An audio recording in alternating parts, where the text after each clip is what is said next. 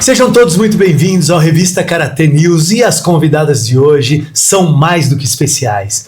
Uma delas de Trinidad e Tobago de origem e brasileira de coração e a outra brasileira raiz. Tô falando Carol e Andréia, sejam bem-vindas. Muito obrigada, querido. Um prazer estar aqui com vocês. Obrigada pelo convite e vamos fazer isso aqui virar uma coisa bem bacana. Uma longa conversa. Isso. E tem história. Andréia, com quantos anos você começou a treinar? Eu tinha 11 anos quando eu comecei a treinar. E você, Carol? 13. E o que levou uma menina de 11 anos, 13 anos a começar a treinar karatê? Que eu imagino, até hoje ainda tem isso é pra menino, luta é pra menino. Há alguns anos atrás era mais ainda, né? E como que foi esse passo inicial? Bom, pra mim foi como eu acho que quase todos, né? Queria bater em alguém. Aí eu queria bater em alguém. Mas aí quando eu entrei pro karatê eu vi que isso não era bem assim. Daí comecei a gostar e aí virou karatê mesmo. E briga, nunca briguei. Aí virou um vício bom. Virou um vício, ao invés de ser uma briga assim, eu usei pro lado do bem. Carol, você começou a treinar em Trinidad e Tobago ou não? Não. Eu nasci em Trinidad, na verdade, mas com 2 anos eu fui pra Venezuela. Então minha vida toda assim, de adolescência, juventude, foi lá, na Venezuela. Aí em 2003 eu vim pra cá. Tá? Aí eu comecei a treinar lá, porque meu irmão, na verdade, fazia. Então eu levava na academia, ficava com ele no dojo e tal, e um dia um sensei me chamou, falou, Carol, você fica aí esperando, faz uma aula experimental. Até hoje, né? Nunca mais saí dessa aula. Então quando você veio pro Brasil, você já era uma grande campeã. O meu histórico como atleta foi lá. Foi lá, na Venezuela. Legal, e como que a Carol veio parar no Brasil? Bom, o amor. Estava presente em todas, né? Eu também. É isso aí. Legal. E quando que vocês viram que o karatê estava deixando de ser apenas um esporte, apenas um passatempo e estava virando um meio de vida, aquilo que você queria para o resto da sua vida? Bom, para mim foi quando eu fui para o primeiro Campeonato Paulista. Na verdade, eu fui para o primeiro Campeonato Juvenil Brasileiro. Eu fui uma das primeiras. E quando eu fui para o Campeonato Paulista, nem faixa eu tinha para ir, assim, por exemplo, porque eu era faixa laranja e só podia de verde acima. Me deram uma faixa verde lá. Eu cheguei lá só faixa preta, mas para mim era tudo alegria, tudo festa. Aí cheguei lá, ganhei do nada e fui pro brasileiro. E aí eu comecei a gostar, a curtir. Foi aí que o negócio foi... Aí não voltou mais. Não voltou mais. E a Carol? Na verdade, comigo foi meio que tudo muito rápido, né, querido? Assim, eu comecei muito nova na faixa laranja, me chamaram para ser seleção do estado, né? Aí já na verde entrei na seleção. Então eu acho que foi tudo tão rápido que eu não sei te falar assim como que foi. Eu fui indo, né? Eu comecei muito nova, aí já comecei a competir, treinar muito forte desde cedo, né? E foi acontecendo. Aí já virei atleta, né? Mas meu sensei sempre manteve muita questão marcial, né? Legal. Sempre muito treino no dojo, muito kihon, muito... Então eu fui acompanhando sempre os dois, até que já, quando eu estava num nível já faixa preta, assim, que eu tive que meio que treinar só com a seleção mesmo, né? Legal. E a Venezuela sempre foi muito forte, né? Para nós, brasileiros, sempre foi sul-americano, pan-americano, era os países que batiam de frente ali, né? Vocês eram muito fortes, na verdade. Vocês eram um país, quando eu entrei, o Brasil era... Um país a ser batido. Era. Ficou ainda quando a gente entrou, ficou uns 5 anos assim ainda, né? Depois a Venezuela começou a investir. Começou a evoluir. Isso. E aí a gente já ficou com o olho assim. A gente igualou mesmo, né? Porque a Venezuela começou a investir forte. Sim, aí a Carol veio e roubou nosso título dos Jogos Pan-Americanos. Exatamente. Brincadeira, ela não roubei nada, ela foi lá e mandou benzaço. Legal. E o karatê ensina muitas coisas, né? Não apenas a lutar ou como esporte, ensina para a vida. E qual a maior lição que o karatê já deu, tanto na juventude quanto adulto ou agora recente? Enfim, uma grande lição que o karatê deu para vocês. Eu acho que o karatê, na verdade, ele é um mundo de resiliência, né? é um esporte que eu considero bem difícil, né? O karatê, arte marcial de maneira geral, né? É um esporte bem difícil, então ele te desafia a cada aula. A cada vez que você entra no tatame tem um desafio diferente, então nem sempre você ganha, nem sempre você perde, então é uma resiliência, né? E antigamente o karatê era ensinado de forma diferente, né, do que hoje, e tá tudo bem, tá? Mas eu acho que a gente pegou uma época onde era muito carrasco mesmo, né? Eu falo que meu sensei me corrigia as bases com uma espada de bambu. De todos, assim, né? Nós também. Era normal isso, né? Era normal. Era normal. Tudo bem, entendeu? Então, realmente isso cria uma casca, né? Então eu acho que o karatê fez parte da minha vida nos momentos mais difíceis, né? Minha separação, a morte do meu irmão. Então, ele vai te fortalecendo, que você às vezes você nem percebe, né? E o alto rendimento também ajuda mais para isso, o treinamento de alto rendimento. Então, se eu posso ter assim, a resiliência, a força, né? Essa força de entender que nem sempre tá tudo bem, mas você tem que se sobrepor a isso. Tem que andar pra frente, né? Andar pra isso. Não tem jeito. Pra mim foi mais ou menos isso aí também. Eu aprendi uma coisa que eu sou, assim, é muito justa, sabe? E eu sempre fui muito brava com relação a quando não tem justiça.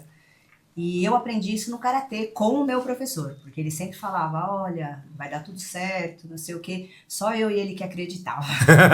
Porque, assim, eu não fui uma atleta tão técnica, mas eu queria tanto as coisas, tanto que eu conseguia, que eu acho que é o que falta no brasileiro, sabe? Ter um psicológico forte, acreditar, fechar os ouvidos para quem tá dizendo não, porque o sonho é seu. Exatamente. Se você não sonhar, você não vai alcançar. Né? Então, tudo que eu faço na minha vida, eu dou graças ao karatê. Eu fiz faculdade, foi pelo karatê.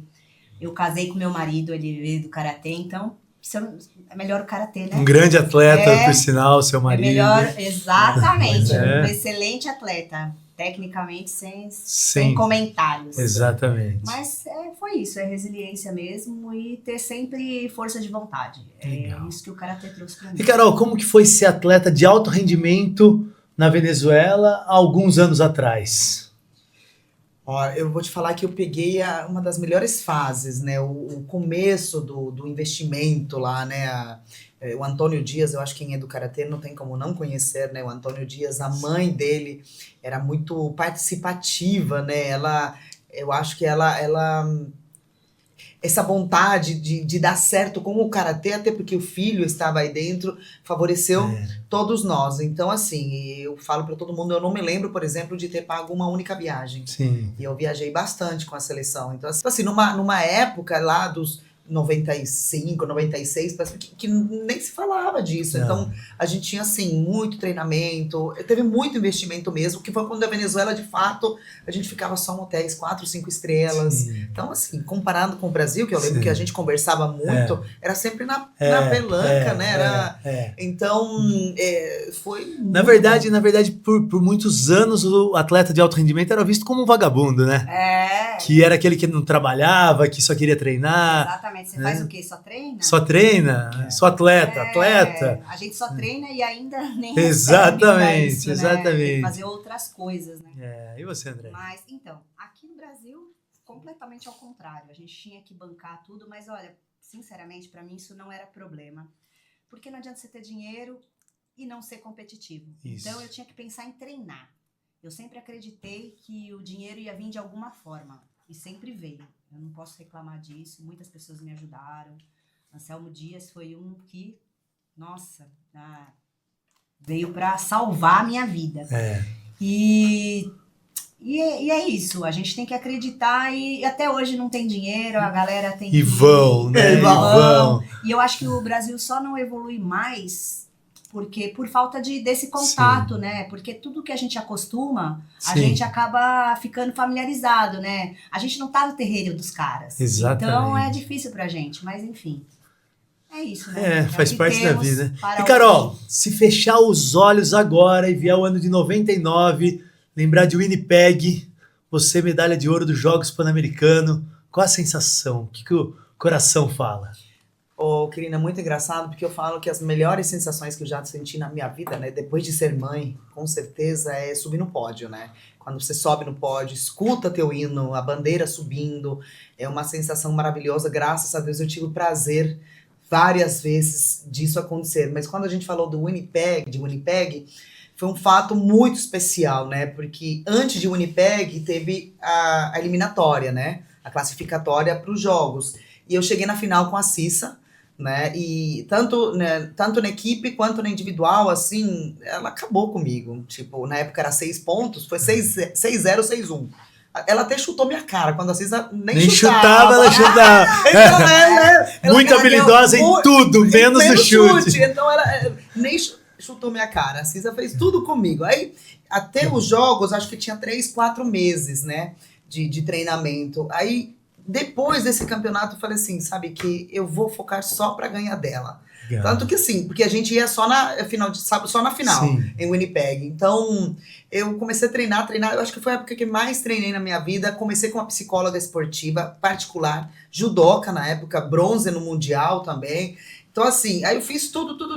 Aí então assim, o sabor dessa medalha nos jogos foi especial, né? Porque até para entrar no tatame, de um lado, eu não sei se era não me lembro, Aka e Shiro na época, Carol da Venezuela, do outro lado, Maria Maia, ela tinha acabado de ser campeã mundial, ela tava no auge. Era um peso enorme nas costas. Mas assim, o jeito que chamaram ela foi assim, surreal.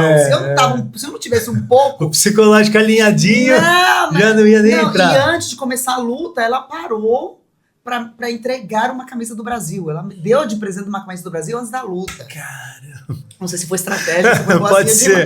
Mas não deu certo. Então assim, foi uma luta 2-1. Então me lembro assim, como se fosse... Né? Foi uma luta muito fechada. Mas essa medalha foi muito engraçada, porque assim, um tempo antes eu já tava sentindo com ela no meu peito. Então foi tão forte esse treinamento mental, assim, Legal. Que eu me via muito sendo campeã. Então Legal. Foi E eu não era favorita pela Venezuela, né? Era só o Antônio, se não me engano, o Penha na época, não lembro. Então assim, nem se falava de mim e muito menos do Ricardo, né? Sim. Ricardo Pérez, que foi contra o Pré também. Então assim, foi tudo muito... Aconteceu tudo. Foi muito surreal. E o que aconteceu depois também minha vida mudou, né? Porque foram 7 medalhas só da Venezuela, né? Dos Jogos Pan-Americanos, 2 mulheres e o resto foi tudo homem. Então assim, foi muito surreal o que eu vivi nesse momento. Foi um super passo. Foi assim, minha vida mudou totalmente, né? É aquele que você é capaz, muita coisa que eu tava aguentando, assim, que não era legal também. Eu falei assim, não, então assim, a medalha te traz, sim, com certeza. É uma conquista muito forte. Maravilhoso. E André, você tem inúmeros títulos nacionais e internacionais. Claro que todos têm o seu significado, o seu gosto, a sua história, mas qual que foi aquele que você fecha os olhos, é ele que vem no seu coração? Ai, gente, vocês vão rir da minha cara. Nos Jogos Abertos. Já fui campeã punk. Sul-Americana, Pan-Americana, brasileira. Mas olha, o dia mais feliz da minha vida foi quando eu ganhei um campeonato paulista. É mesmo? Sênior. É mesmo. Porque eu já tinha sido tudo. Menos campeã paulista. É muito doido. E quando eu fui... Foi um negócio tão engraçado. Eu tenho até uma foto que parece uma criança olhando para um brinquedo, sabe? Sim, tipo, querendo engolir a medalha. Exatamente, e foi muito legal. E para uns pode falar, campeã paulista e tal. Mas foi porque era osso ser campeã paulista aqui. Na verdade, em todas as categorias, na Venezuela também, mas em todas as categorias, tinha no mínimo 5 pessoas que tinha plenas condições de ser campeã. Se fosse campeã, não teria... Muito difícil. Era muito difícil, então tinha 5... Eu acho que até na minha categoria, no leve, você deve lembrar, nessa época, era a categoria mais forte. Era mais forte. Nem o médio era assim, nem o pesado era assim. Mas o leve chovia, menina. E antigamente era só 3 pesos, né? Era. Então assim...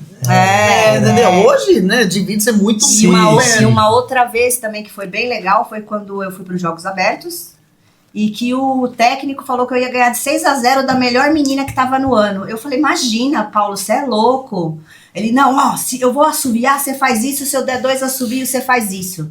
Ele apostou 2 caixas de cerveja e nós ganhamos, porque eu ganhei de 6-0 da Marta. Caramba, da Marta. Olha as apostas, gente. Só não se faz. As apostas de brasileiro, Carol.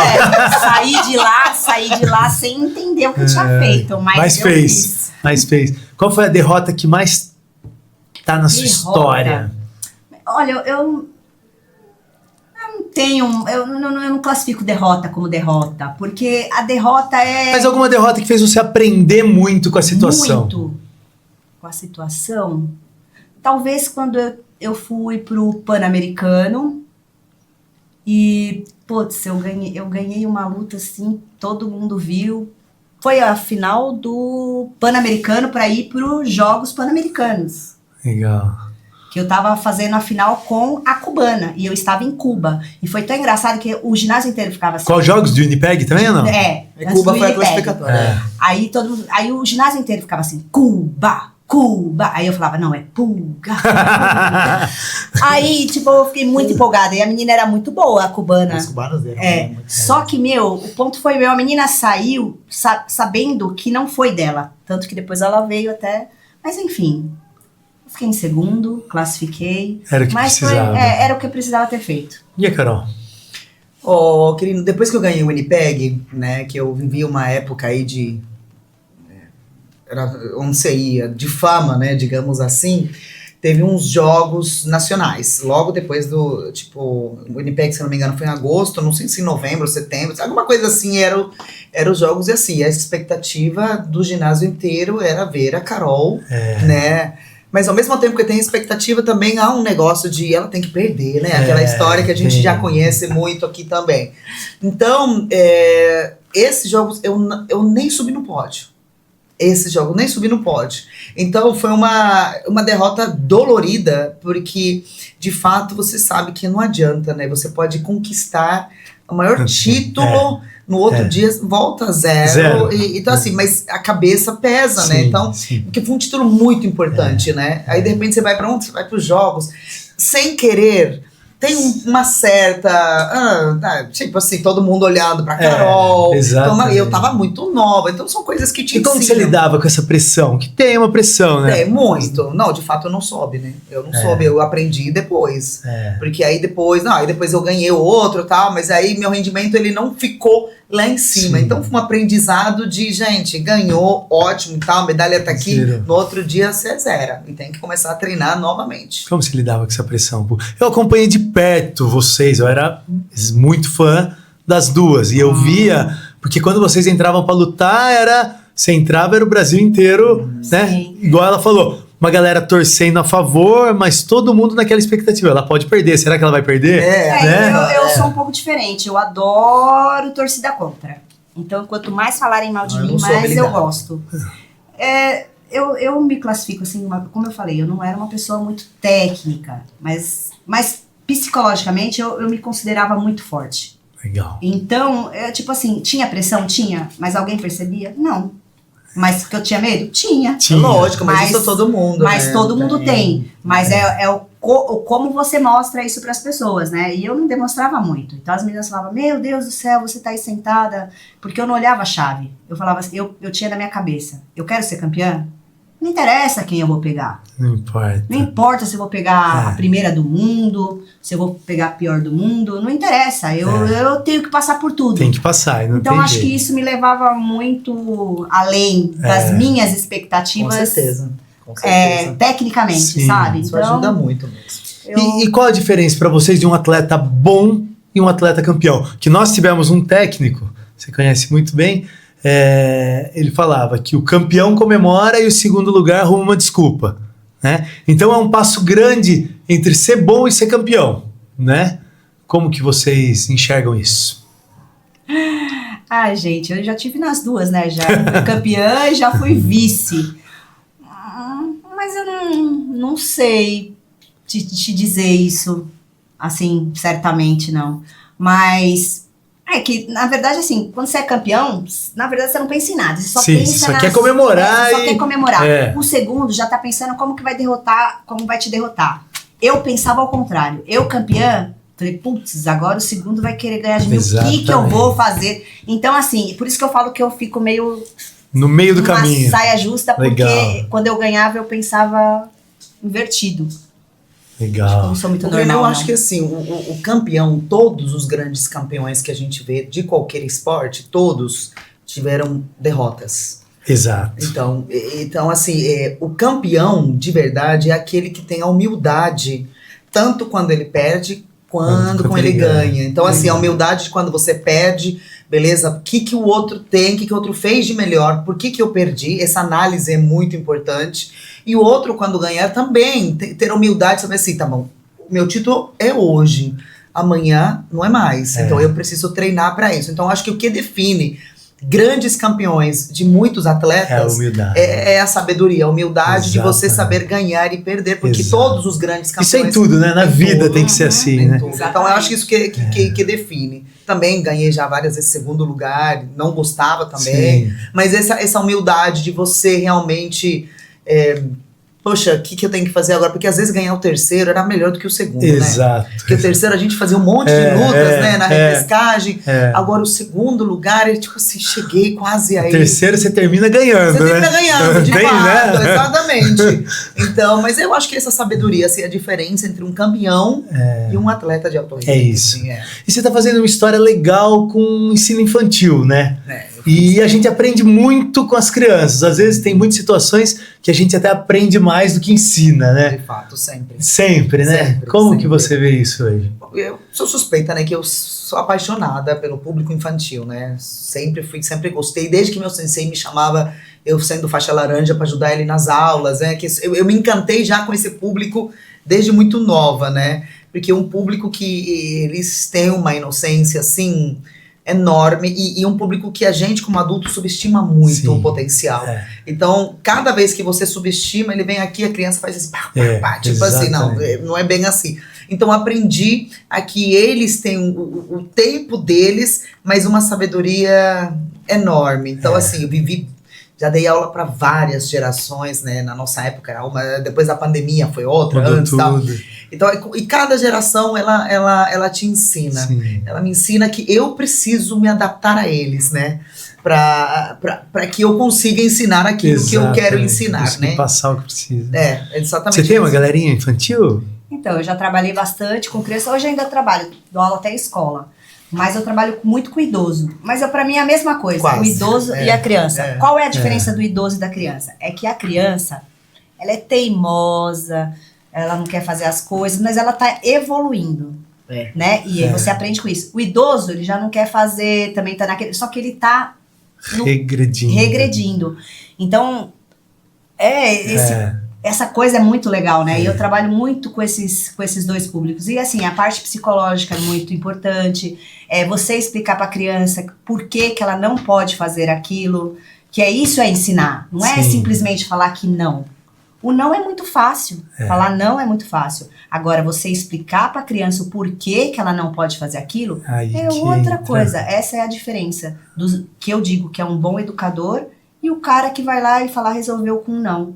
Eu não aceito não como resposta. E as crianças também não vão aceitar. Exatamente. Se a gente está lá para educar, para evoluí-las, então a gente tem que ensinar. Tem que ter isso. Eu já acompanhei várias aulas suas e você consegue mostrar a parte lúdica, com técnica, com disciplina. Isso é um passo muito legal e um passo muito difícil, né? Você conseguir colocar isso no meio do caminho ali, essa medida, é muito legal, né? Porque quando você, por exemplo, tem uma criança de 3 anos, que eu comecei a dar aula com crianças babies, né, de 3 anos, você querer ensinar uma técnica de karatê, gente, é impossível sem você trabalhar a ludicidade. Exato. Porque do que se trata a ludicidade? Você aprender se divertindo, né? Então eles aprendem achando que estão se divertindo. E aprendem. Então a ludicidade, ela tem que ser lógico, focada, né, para a modalidade. Sim. Então assim, o equilíbrio, levantar o joelho, os fundamentos básicos do karatê, né? Então assim, através dessa ludicidade, eles vão aprendendo. Então eu sou uma pessoa muito curiosa, né? Então, assim, eu ia assistir a vídeos, por exemplo, de treinamento funcional, então, aí eu falava assim, nossa, esse treinamento dá para adaptar pro karatê. Então, eu vou criando essa estratégia, né, para virar uma aula para uma criança de 3, 4 anos, de 7, 8, porque são fases diferentes. Então, eu fui criando, me adaptando, sempre estudando, muito curiosa, né? Por sinal, hoje tá muito comum isso que eu vou falar, mas você... posso estar falando besteira, mas você me corrige. Eu acho que você foi uma das primeiras a começar com Karatê Baby. Na minha cidade aqui, foi. Né? Na minha cidade. Eu imagino que em tudo, porque eu não... Eu pegava criança de 3 também. Eu acho assim, a gente dava aula de Karatê, mas eu falava, gente, não, é como ela falou, não tem condições de dar uma aula de Karatê. Exatamente. Você tem que dar, assim, primeiro porque a gente tem as leis das diretrizes lá, que cada faixa etária se ensina uma coisa, é uma evolução. Então eu não vou colocar uma modalidade, porque é uma modalidade complexa. Sim. Né? Mas a gente pode dizer assim que as crianças, você faz um comparativo com o judô e com o karatê. O karatê é sempre mais divertido do que o judô para as crianças menores, até porque chute tem, todo mundo chuta, né? Todo mundo chuta uma bola, mas no judô não tem chute. Isso. Então, essas coisas que a gente tem que associar, tem que ter uma inteligência emocional também, não é só ficar vendo livros, essas coisas, porque as crianças, elas acabam que puxando a gente para a necessidade delas, né? E aí a gente acaba criando coisas que a gente falava, gente, eu mesmo ensino o primeiro kata, eu aprendi do nada, assim, em forma de relógio. Vai pro número 9, passa pelo número não sei o quê, e deu super certo, mas isso quem me ensinou foram as crianças. Legal. E isso é muito legal.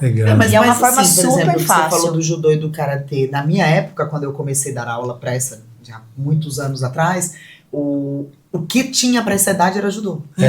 Nas escolas. Nas escolas. Nas escolas. Né, nas escolas. Porque a atividade, no judô da escola, judô da escola, não tinha muito karatê. Então, assim, e no nosso dojo, a gente tinha a turma infantil, que geralmente começava aí 5 anos, né? Na nossa época ainda era 7. Aí eles foram diminuindo. E começou porque as mães começaram a falar pra mim, cara, por que você não abre uma turma pro irmãozinho? Então foi sempre incentivado. Aí eu falei assim, gente, vamos testar, né? Vamos fazer. Então, aí eu comecei. Foi a primeira, lá em Ribeirão Preto. Aqui eu não sei, mas em Ribeirão Preto, que as mães falavam assim, eles não deixam nem fazer uma aula experimental. Não deixa. Então, assim, falei, não, vamos lá, tentar. E, assim, a primeira criança de 3 anos me surpreendeu. Não, totalmente habilidosa. Porque isso pode acontecer. Melhor do que 5, melhor do que 6. Tanto que o menino até hoje é atleta, e totalmente, mas assim, a mãe falou assim, fui em várias escolas, ninguém aceitava ele, pequenininho, nem falava correto. Então aí a gente vai adaptando, e foi aí a partir que começou a turma Baby em Ribeirão Preto, e outros começaram, né, ter, mas a primeira mesmo, porque acho que é em academias, né? A academia não tinha. Academia não tem, e nem aqui em São Paulo tem também, não. Eu acho que os professores também não mas não é todo professor que tá preparado. Até hoje, eles não estão preparados para esse público. Não. Né? Até porque os professores, assim, a maioria é professor de karatê, não tem uma formação mas acadêmica. porque eles não fizeram, mas um público delicioso. E um público assim. É muito legal. É muito legal. Olha, a minha amiga pediu para eu dar aula pro filho dela, ele tava com 2 anos e meio. O moleque é tipo fenômeno. Eu falei assim, não pode. 2 anos e meio já achei pequeno. Ele tava com 2 anos e meio. Quando ele fizer 4, eu falei, não, eu não vou pegar o Dudu pra dar aula. Por quê? Porque ele me conhece como a tia Andréia e ele vai querer brincar. Eu falei, ele tem que começar, ele tem que amadurecer e saber que eu dou aula de karatê também, porque não ia dar certo. Eu sabia que não ia. Que ele ia me ver como, porque eu sempre brinco com ele, Dudu, não sei o que e tal. Para separar é mais difícil. É mais difícil. Então eu falei, não, eu não vou dar aula pra ele por esse motivo, mas quem sabe quando ele estiver mais crescidinho e ele começar a diferenciar isso, aí eu pego. Porque não dá. Não dá, né? Não dá. É um público bem difícil. É um público difícil, né? É gostoso, assim, porque mais eles são difícil, super abertos, mas você tem que realmente ter um jogo de cintura, né? E não, aí já não é pra qualquer um. Então agora vamos aproveitar comer um pãozinho de queijo, tomar um cafezinho. Revista Karatê News já volta para o segundo round. Valeu! A revista Karatê News ganhou voz. E você, empresário, que quer fortalecer a sua marca, entre em contato conosco e vamos crescer juntos. Sejam todos muito bem-vindos ao segundo round do Revista Karatê News. Prazerzaço estar aqui com vocês, Carol, Andréia. E agora me fala uma coisa. Trabalhar com as crianças é uma coisa, um passo. E como que é o resultado, como que é o acompanhamento dos pais para com essas crianças? Porque é muito difícil, né? Você mostrar para os pais o seu objetivo, o que você quer, tanto em competição como nos treinos normalmente, né? Como que vocês lidam com isso? William, é o seguinte, a geração das crianças tem mudado. E isso também vai para os pais. Os pais também têm mudado ao longo da geração. Então, eu acho que os pais entraram nessa vibe das crianças, né? Com a internet, com tudo. Então, assim, eu acho que assim, os pais realmente é um grande desafio para todos os professores, né? Mas é porque os pais não entendem ainda do que a gente ensina. Então, eu sempre falo que nós somos em 3. Então, é o professor, os alunos e os pais. Então, o que tem que ser feito para que essa comunicação seja efetiva? Então, porque às vezes o pai não sabe o que a criança está fazendo. Ele está aí para gastar energia. Sim. Ah, não, para melhorar a disciplina. Mas elas falam porque parece que é uma coisa cultural. O karatê melhora a disciplina, então é isso. Mas elas não entendem a profundidade do que é ensinado. E isso é papel do professor. Então, que às vezes o professor não tem essa comunicação, não tem esse profissionalismo. Então, acaba isso. A mãe faz o que quer, o professor aguenta. Vai aguentando. Isso. Aí a criança está no meio de tudo, sem saber o que está acontecendo. E aí vai. Preciso de alunos. Então assim, há uma falta de profissionalismo para isso. De o próprio professor enxergar o valor que ele tem. Exato. Então, porque eu quase nunca tive problemas com o pai. Nunca. E eu sim, permitia, dava risada, era séria quando tinha que ser. Então, eu acho que essa comunicação, quando eu recebia uma mensagem, mãe, não é assim, salta, tá. Então, assim, isso é importante que os professores não fazem. Eles simplesmente falam assim, os pais são difíceis, reclamam. Só vai deixando. E não funciona assim. Não funciona então, assim. tem o papel dos 3.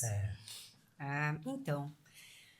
realmente é uma coisa bem difícil e como a Carol falou, tem que ter uma conexão. Para mim é uma coisa assim que tem que ser logo de cara, sabe? É chegar e colocar os pontos nos is, explicar para os pais assim, olha, aqui é melhor você deixar a aula rolar, correr comigo, porque se você ficar chamando a atenção do seu filho, ele também não vai me respeitar. Exato. Então, assim, ele tem que saber que quem manda aqui sou eu, que quem manda na tua casa é você, o seu esposo, e aqui a maior autoridade sou eu, porque eu que estou direcionando as coisas. E ponto. Mas realmente é difícil porque os pais de hoje em dia, eles estão, sei lá, é um público assim que, vou te dizer, viu, os filhos estão certos e nós estamos errados. Exatamente. Então, assim, a gente já tem que se preparar com esse discurso de paz e mostrar outra coisa. E o que falta é profissionalismo mesmo. Exatamente. Porque tem pessoas, eu tava conversando hoje com a Carol, nem sabia que a gente ia conversar sobre isso. Eu até conversei com ela, falei assim, eu e a Carol, nós temos isso, nato. Mesmo falando de uma forma mais... brava, ríspida, mas a gente consegue ser bem aceita. Isso. Agora, outra coisa é uma pessoa falar sem argumento, sabe? Então, assim, é postura mesmo, é uma questão de postura, uma questão de colocar regras. Pra mim é isso. E foi muito legal, faz uns 4 meses atrás, começou uma criança lá, mas bem, assim, bem mimadinha, né? E eu vi o pai é delegado e a mãe é juíza. Aí eu fui falar com eles no tom de brincadeira, claro. Eu falei, não posso ter problema com vocês. Sim. Mas aqui eu realmente, a disciplina aqui é como tem que ser e como o karatê me ensinou. Eu não mudo nada do que eu aprendi. E eles falaram, não, ele está aqui exatamente por isso. É isso que nós queremos. Tem livre-arbítrio, porta aberta para trabalhar como você trabalha e ponto. Mas é exatamente essa linha que você porque, na verdade, assim, eu sou professora de crianças e sou mãe também. E meu filho viveu do esporte a vida inteira, né? Desde pequenininho. Então, também é postura nossa de entender. Falar assim, filho, você vai fazer agora futebol, vai karatê e tal. Quem tá ali é o professor, é quem manda. Isso. Só que as mães que não vivem do esporte, as mães, elas têm essa dificuldade. Tem. Então, o que eu penso, né, que é o ideal... Às vezes, do jeito que você fala, é isso, a mãe... Nem sempre a mãe entende desse jeito. Nem sempre. É isso que eu tô te falando. Então, tem que ser um conjunto de ações que você faz dentro do teu dojo, dentro da tua aula particular, para que os pais entendam o que está sendo feito. Então, não adianta você falar assim, quem manda aqui no tatame sou eu. Não existe isso. Não é que não existe, tá? Você falou com... Mas não todo pai e mãe vai aceitar isso. Essa é a minha palavra. Então, como que eu imponho respeito? Como que eu... Não somente com as crianças é fácil. Sim. Como que eu imponho esse respeito com os pais? Entendeu? Porque grande maioria não participa, mas quer dar palpite. Exato. Entendeu? Grande maioria. Eu ia nos treinos do meu filho, eu ficava olhando tudo, porque ele saía da aula e falava assim, mãe, você viu que eu fiz o movimento? Porque se eu não olhava... então assim, só que as mães hoje vão na academia, só que elas ficam no celular, ficam fofocando, não tem noção do que... da dificuldade do professor, do que... Não tem. Só que na hora de dar palpite, elas querem dar palpite. Aí tá lá. Então, por isso que eu tô falando, é um conjunto de ações que o professor tem que ter, né? É isso que é o profissionalismo. E André, em poucas palavras, o que os pais esperam do karatê e o que eles deveriam esperar?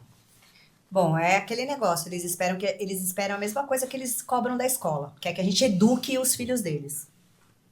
E na verdade a gente tá lá para educar, mas não é esse tipo de educação que a gente quer colocar. Bom, o que eles têm que entender primeiro assim, tem que entender o esporte, sabe? Saber que o karatê traz, enfim, essas coisas, e não chegar lá cobrando coisas que não fazem sentido, porque educação vem de casa, né? E assim, o espelho são os próprios pais. Exatamente. Então, o que eles têm que entender é que eles vão lá buscar, pode ser uma arte marcial, pode ser um hobby, mas também pode virar um esporte. Exato. E que o karatê é um esporte, que o karatê ele educa, que o karatê ele te traz tranquilidade e paz, que o karatê não é só luta, tem a parte do kata, tem a parte, enfim, tem uma série de coisas que eles precisam entender, como a Carol falou. Você precisa entender o contexto para depois falar. Exato. Então, eu acredito que eles têm que realmente esperar que tenha uma parte, sim, educacional, mas não como eles cobram. E acompanhar o resultado, né? Exatamente, acompanhar o processo. Porque não adianta chegar, ficar lá em casa, aí vai numa competição, o menino vai lá e perde. Ah, pô, mas você treina, você perdeu por quê? Poxa, às vezes não teve nem o apoio do pai, sabe? Pô, eu tenho uma história muito interessante que vai responder muito bem essa tua pergunta. Certa vez chegou um pai lá na academia. Como sempre, os pais chegam, pode ir, né? Pode treinar forte, pode apertar, porque precisa de disciplina, tá? Tudo bem. Tudo ótimo, pai. Então, deixa, a gente dá aquela aula, o menino tirou os tênis, entrou, na aula. Aí a aula terminou, certo? O pai, no celular, acelerado. Vamos. Eu falei assim, pai, um segundo, ele está amarrando os tênis. Ele está amarrando sozinho os tênis dele. Mas tô com pressa, vamos. Aí o pai agachou, começou a amarrar os tênis, foi embora. O que aconteceu no próximo treino? O menino chegou como? De Crocs. Respondeu a pergunta que você fez? Exatamente. Então é uma questão assim, a expectativa é uma. A realidade do que eles fazem em casa é outra. Entendeu? Então assim, se você coloca seu filho para isso, vai. Gente, aprender a amarrar os tênis faz parte desse processo. Exatamente. Entendeu? Então, assim, é muito... os golpes é a última camada. Você aprender a chutar, a socar. E é muito maluco, porque isso é uma coisa que leva pro resto da vida, né? Um detalhe, vamos falar o detalhe de amarrar o tênis, Não, é um detalhe. Exemplo. É um detalhe que vai levando pro resto da vida. Mas porque o menino vai aí, quando ele... Então, assim, é um processo de você... Não, peraí, vamos... Aí o pai facilita. A próxima, e aí? Não vai. Então, pai, você tá querendo que a gente aperta aqui? Não dá. Então, por isso que eu falo da conexão, que ela falou também. Tem que ter uma conexão, pai. Então, aí onde o professor tem que entrar no meio. Então, pela lógica, é muito mais fácil o pai pegar o peixe do que dar a vara pro menino pescar, né? Então, mas o que ele fez? O que o pai fez? O próximo vez de tênis vai de Crocs, porque a pressa do pai já mais fácil. Ele não tem paciência para esperar o menino... aí aprendendo a amarrar os tênis. E ele não sabe que, tipo, uma das coisas, por exemplo, pra criança... eles dizem, né, que a criança, quando ela consegue amarrar o cadarço do tênis, é que ela consegue já escrever, né? Ela tem essa habilidade. É muito profundo. Então, é muito profundo. Então, essas coisas, assim, a gente tem que falar. Por exemplo, tive uma mãe que chegou lá e falou assim, não, a minha filha tá muito gordinha, não sei o que e tal, eu trouxe ela aqui pra isso. Eu falei assim, então, mãe, vamos aprofundar isso? Eu tinha intimidade pra falar. Eu falei assim, olha, não é só ela que é gordinha, o pai dela é gordinho, a mãe dela é gordinha. Eu falei, mas é por já isso que que eu você tá falo. pedindo me ajuda, eu vou te ajudar. Foi o que eu falei. Andréia sendo Andréia.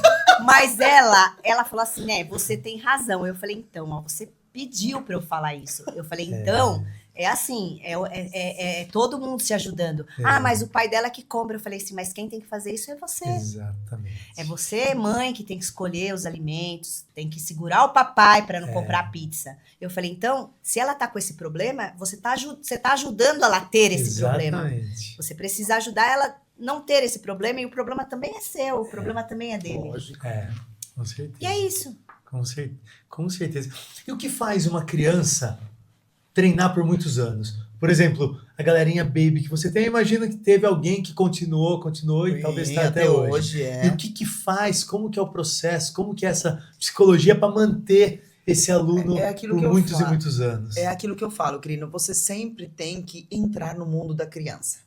Independente da idade. Aí depois adolescente, depois... Então, assim, a partir do momento que você espera que a criança entre no seu mundo, aí já acabou tudo. Então, assim, e são fases diferentes, entendeu? Então, por exemplo, você... tem vários gatilhos mentais, né? Que a gente usa para crianças, uso para os pais eu uso, né? Eu tenho esse conhecimento. Então, assim, você vai mantendo a criança... Tem um processo de fidelização, né? Que isso faz parte, junto com os pais. Que às vezes a criança quer ficar e o pai que não quer. Então, o processo, por isso que eu falo, um processo, uma conexão completa de fidelização. O que acontece? A criança, 10 anos treinando com você. Ela começou com 4, está com 14. Essa fase onde tem outros interesses, está tudo bem, gente. A criança começa a virar adolescente. Talvez ele chega na hora de falar assim, eu quero parar um pouco. Acontece, gente. 10 anos de treino, desde pequenininho. Realmente, diferente da gente, começou com 13, 10 e 23. Mas quando você começa muito novo, 14, você está numa fase... Cansado. Mas o que acontece? O processo desse tempo, ele tem que ser tão forte ao ponto de você falar assim, não, tá tudo bem, mãe, mas ele vai voltar um dia. Ele vai voltar. Porque eu falo que... Então, assim, tem que ser um processo, uma base tão legal construída, que o professor fala assim, bem, pode ir tranquilo. As portas estão abertas aqui sempre. Então, isso é uma fidelização. Pode acontecer. Sim. Mas a criança, o adolescente, ele tem que ficar com essa vontade de um dia voltar. Então, isso que é importante. Entendeu? Porque eu acho que não são eu acho que é 50-50 que mantém a vida inteira sem parar de treinar. Porque muitos param. Param, voltam. Muitos também param e nunca mais. Isso. Aí tá tudo bem, mas a grande maioria para, dá um tempo, tem a faculdade, ou tem isso, sabe? O povo vai, mas volta. O karatê foi uma vez picado pelo karatê ou pelas artes marciais, né? Não foge mais. É isso. Não. Eu tive um aluno, acho que você até lembra, o Enzo. Lembro do Enzo, foi muito bom o Enzo, né? Muito Ele bom. tinha um irmão, não tinha? Tinha um irmãozinho também. E ele foi assim, quando ele treinou comigo dos 6 aos 12 anos. Aí nos 12 anos chegou um campeonato paulista, ele, não vou, não foi. Aí o pai dele falou, Andréia, vai lá falar com ele. Eu falei, Marcelo, eu vou ser bem sincera com você. Eu e o Enzo, a gente teve uma relação muito boa como professor e aluno. Eu me considero uma pessoa humilde. Por quê? Porque eu levei ele na Lucy, porque eu não tinha mais o que ensinar para esse menino. Eu não tinha. Eu levei ele na Lucy, eu levei ele no Jurandir, mas ele não quis ficar em nenhum lugar. É mesmo? Não quis. Aí eu falava, então vamos de vez em quando. Ele foi na Lucy, ele chorava.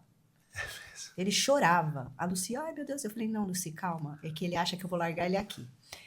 Enfim, quando ele parou, daí o pai dele falou, vai lá conversar com ele. Eu falei, Marcelo, não, deixa ele. Eu quero que ele leve o karatê como uma lembrança boa. Foi o que a Carol falou.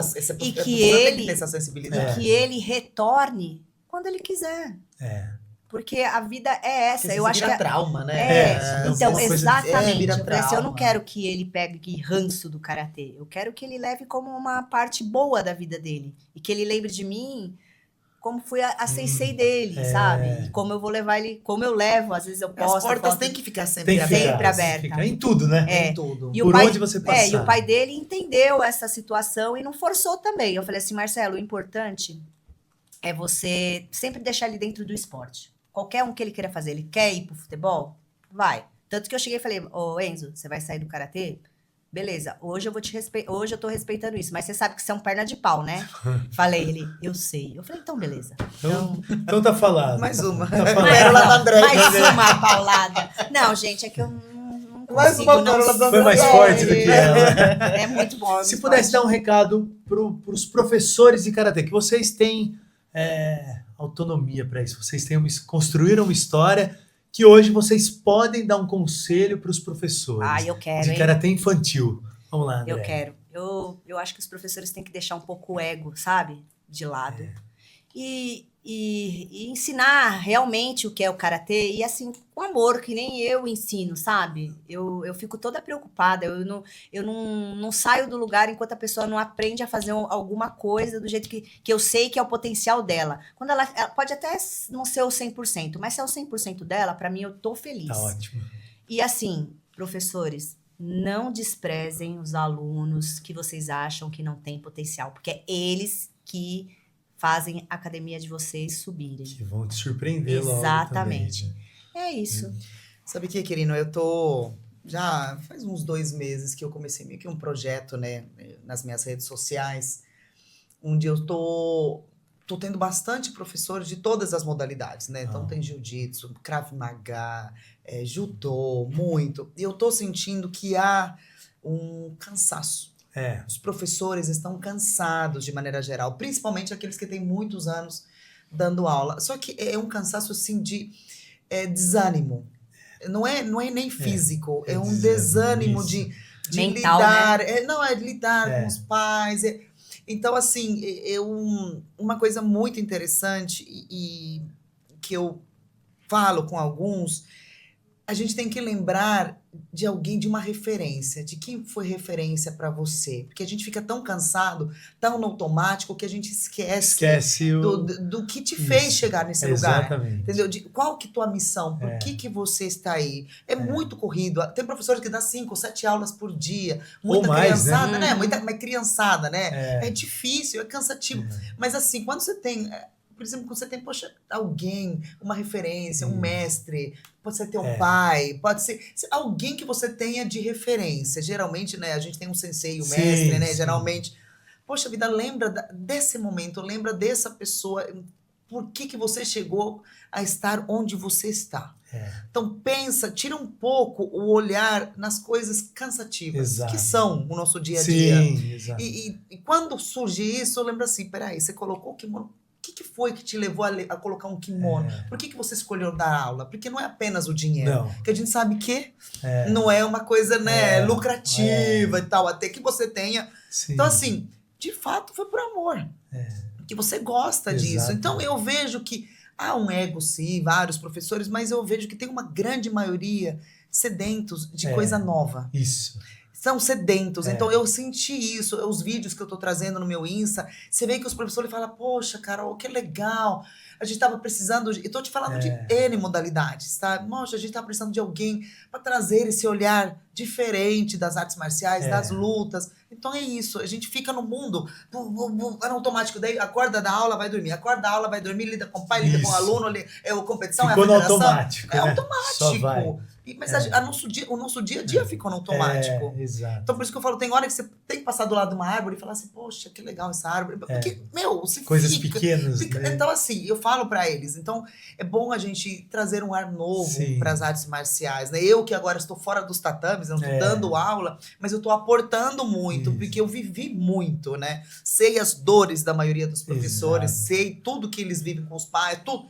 Então, eu acho que é isso. Eles são sedentos de uma coisa nova. E é legal estar desse lado que sabe a dor dos atletas, dos pais, dos professores, tudo. do Sou técnico, mãe de atleta, fui atleta, fui técnica, tudo. Então consegue saber tudo. Na então, verdade, assim, isso é muito interessante. E que os professores estejam abertos a essa união da comunidade da luta. Isso. Não é somente do karatê, do judô, porque a luta, quanto mais pessoas estiverem em aulas de luta, crianças, a gente terá uma sociedade melhor. Isso é fato. É fato, com certeza. É fato. Mas tem aquele... Não, é fato. É fato. Falando nisso, seu marketing hoje tá bem legal, né? Porque também sou marqueteira, além de tudo. Além disso aí, que ajudou tanto como professora, como técnica, enfim.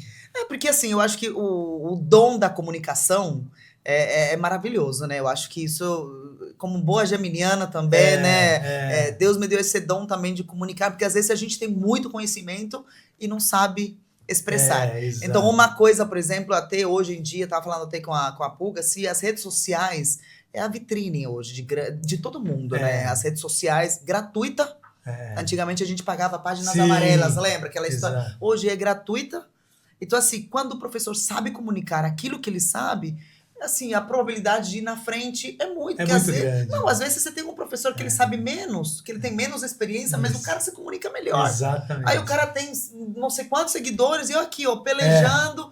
Então, assim, essa parte da comunicação, outras dicas que eu tô dando pros professores, assim, nas redes sociais, é isso, porque tem que saber se comunicar. Falando né? nisso, você tá com um projeto muito legal aí. Então, né? tá no forno. Tá no forno. Tá no forno, tá no Eu forno. acho que ela poderia pelo menos falar o nome pra gente. Você não acha? tá no eu acho que forno. ainda não. Você acha que ainda não? Nem ligou o forno ainda, né? Não, tá ligadaço. Já tá ligado, brava, né? né? Inclusive, amanhã eu tô indo pra Brasília, né?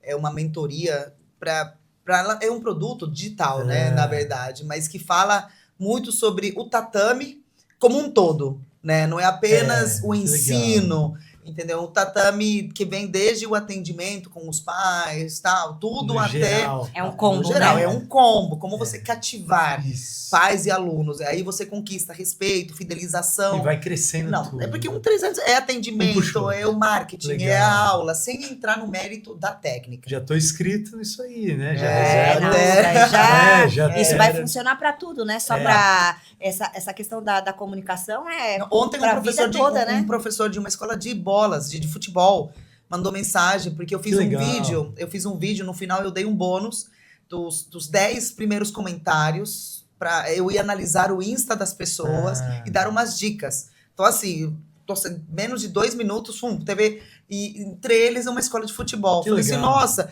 que também entendo, porque meu filho Então, joga bola desde os 4 anos. Então, e hoje eu cuido também de uma escola de futebol, do marketing de uma escola de futebol. que legal. Então, assim, é muito interessante falar assim, olha, Deus é complicado. Então, realmente, ele fala assim, Carol, tudo que você tá falando para escolas de luta serve pra mim. Então, Serve. exatamente. Futebol, né? Porque eu dou aula pra criança, lido com pais, tudo igual. Mas isso é uma carência de todas De as todos os modalidades, né? no geral. De saber comunicar, de saber... Eu acho que falta um pouco também de... Como que eu posso dizer? De, sabe esse empurrão, assim? Que as pessoas... ou então ter um objetivo, sabe? Ter uma meta, Eu fiz um vídeo até despretensioso, manual de comportamento dos pais em escolas de lutas. Eu fiz um vídeo, imprimi, fiz um manual, fiz uma arte legal. Você não tem noção do que virou esse vídeo. mesmo? Não, você não tem noção. Assim, nossa, serve pra uma escola de tênis. Nossa, você tem que... Manda pra eu imprimir. Um monte de gente pedindo natação, tênis. Porque é uma dificuldade com todos lidar com os pais. Entendeu? Então, assim, é um projeto... Mas será que também não é muito pelo esse mundo digital que a gente tá meio perdido, que a gente não consegue se conectar com as pessoas? É isso. É por isso a dificuldade, inclusive, de se conectar com crianças. Sim. Porque elas estão num mundo totalmente diferente. Outro mundo. Totalmente. E tá tudo bem. Falando em dificuldade, por que nós temos exemplos aqui de grandes atletas que não conseguem desenvolver como professor, como técnico? Como que vocês enxergam isso? Qual a dificuldade? O cara que sabia de tudo, sabe muito, sabe em relação à regra, sabe tudo, mas não consegue passar. Então, mas isso daí é uma característica também, né? Porque a pessoa que foi atleta, assim, não quer dizer que ela vai saber ensinar. Eu descobri que eu sabia mais ensinar do que lutar. Eu descobri. Poxa, então ensina demais. Eu descobri isso assim. Eu tinha dificuldades. É o que eu falei. É que eu queria muito. Entendeu? Mas eu me sentia muito mais confortável ensinando do que treinando. Quem me via treinar falava, como que isso daí ganha? Eu não conseguia desenvolver. É como você falou, os caras campeões mundiais dão treinamento e coisas que você não vai conseguir fazer, porque é a habilidade deles. Eu me sentia assim o tempo inteiro. Entendeu? Só que na hora de resolver lá, eu falei, não, eu tenho que me concentrar, eu tenho que fazer. A vontade eu tenho que virar, eu tenho que acontecer. Mas na hora de ensinar, eu me sentia confortável e me sinto assim confiante naquilo que eu estava falando. Legal. E as pessoas também se sentiam isso. É que eu sou bem... eu não sou que nem a Carol. Eu sou bem relaxada. O pessoal me chama pra ir... vai lá falar com o pessoal. O Josias me chama direto. O Williams tá comigo. Né? Eu falo, nossa, eu vou. Mas até eu ir no lugar. Até a engrenagem. Mas eu acho que eu mando bem nessas coisas, que a gente tem muita história para contar, né? Então, a gente tem história, então, enfim, é muita coisa rica que as pessoas falam, nossa, com certeza. Se eles conseguiram nessa época, imagine a gente agora. Com todas essas coisas, né? Mas eu acho que assim, uma coisa, outra coisa. Sim. Né? Atleta é professor. Mas que infelizmente hoje se mistura muito, né? Eu sou atleta, eu posso dar aula. Não é bem assim. Ele pode, claro que pode, mas ele tem que se preparar para isso. É igual o professor querer ser atleta. Exatamente. Também não vai. São treinamentos diferentes. O que significa legado para você? Legado é você ser lembrado assim como uma coisa que você deixou, plantou naquele lugar onde você esteve. Entendeu? Então, um legado é isso, que você sai e a pessoa fala assim, a Carol fez isso, a Carol ajudou nisso, construiu isso. Então, o legado é uma transformação, que você consegue transformar um ambiente, uma pessoa e deixar uma história. Eu acho que essa é a transformação. E você conseguir... A transformação, para mim, é a palavra-chave, né? Quando você consegue entrar num lugar e transformar o que aí há, isso você está deixando um legado. Porque lá na frente vai assim, nossa, a Carol... Você vai ser lembrado. Isso para mim é legado. André, com tantos títulos, como que foi para você falar parei? Porque você parou de lutar nova, Nossa, né? olha, eu vou te falar, eu achei que eu ia morrer. Morrer. Mas assim, a Carol também, assim, a gente ainda pratica esporte, né, Carol? Muito, né? Então, assim, o esporte está na gente. Então, hoje eu faço corrida, eu faço crossfit, eu ainda dou aulas de karatê, mas para mim foi super natural. Eu parei com 39, você tá ainda, né? Parei com 39. 39. Nossa, eu parei muito nova. Eu parei com muito nova. Eu parei com 39, eu falei assim, quando o Santos não quiser mais, eu paro. E aí foi assim. Aí eu saí da equipe de Santos e eu parei. Mas pra mim foi bem natural, mas eu confesso pra você que o que tá sendo mais difícil é ficar velha. Isso tá me doendo. Isso dói mais. Isso tá doendo bastante. Mas parar o karatê foi um processo natural. Ô, Carol, e se aquela Carol de Winnipeg, Santo Domingo, tivesse sentada aqui, de 99, o que você falaria pra ela hoje? Antes de Winnipeg ou depois? Agora, você falando pra aquela Carol. Aquela Carol ainda vai viver tudo que você viveu. Tem uma frase que eu lembro muito e que meu irmão falou pra mim meses antes dele falecer, que é assim... Faça o que te faz feliz e esteja com quem te faz feliz. Então, eu falaria isso para sempre que você estiver vivendo alguma coisa, seja nova, seja do dia a dia, te faz feliz, beleza. Está com alguém que te faz feliz, a pessoa, o entorno, o ambiente te faz feliz, beleza. Então, eu acho que isso é um legado que meu irmão deixou para mim, né? Faça o que te faz feliz e esteja com quem te faz feliz. Então, nessa época, meus olhos brilhavam por aquilo que eu estava fazendo. Então, estava no caminho certo.